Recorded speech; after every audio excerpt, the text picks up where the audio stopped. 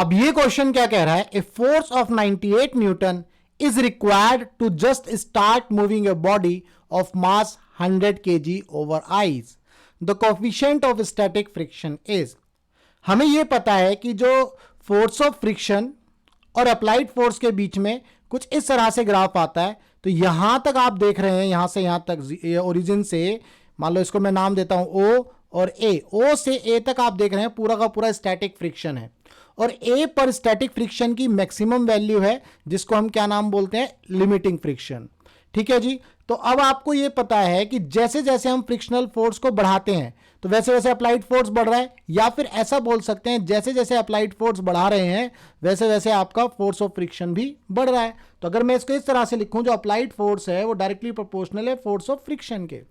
इसीलिए static friction को क्या बोला जाता है, अगर मैं इसको एफ एस बोलूं तो स्टैटिक फ्रिक्शन को क्या बोलते हैं हम, self adjusting. It is called self adjusting.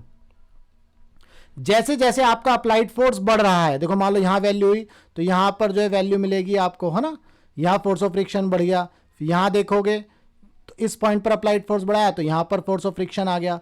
तो जो स्टैटिक फ्रिक्शन है वो आपका सेल्फ एडजस्टिंग होता है। तो यहां से हम देख सकते हैं कि जो फोर्स ऑफ फ्रिक्शन है, स्टैटिक फ्रिक्शन है, वो अप्लाइड फोर्स के डायरेक्टली प्रोपोर्शनल है। तो क्या हम इसको इस तरह से लिख सकते हैं, static force of friction is equal to mu into normal reaction R. तो हम इसको इस तरह से लिखते हैं म्यू इंटू एम जी। तो यहां से जो आपका स्टैटिक फोर्स ऑफ फ्रिक्शन है या मैक्सिमम वैल्यू है स्टैटिक फ्रिक्शन की, वो अप्लाइड फोर्स के इक्वल हो जाएगी। तो हम यहां पर इसको अप्लाइड फोर्स के इक्वल कर देते हैं।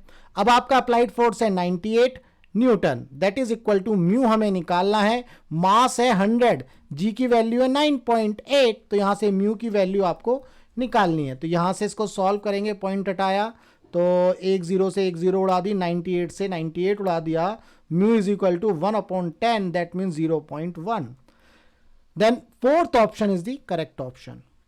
तो उम्मीद करता हूं आपको इस क्वेश्चन का जो कॉन्सेप्ट है वो समझ में आया, और ये समझ में आया कि जो स्टैटिक फ्रिक्शन है उस केस में फोर्स ऑफ फ्रिक्शन जो है अप्लाइड फोर्स के इक्वल ही चलता है, क्योंकि आपका जो स्टैटिक फोर्स ऑफ फ्रिक्शन है वो सेल्फ एडजस्टिंग होता है, अप्लाइड फोर्स के हिसाब से वो अपनी वैल्यू को उतना ही बना करके चलता है। ठीक है, तो यहां पर यही कॉन्सेप्ट है। अगर ये कॉन्सेप्ट क्लियर हो गया, क्वेश्चन का आंसर समझ में आ गया, तो वीडियो को लाइक करना, ज्यादा से ज्यादा शेयर करना। मिलेंगे अपनी नेक्स्ट क्वेश्चन में।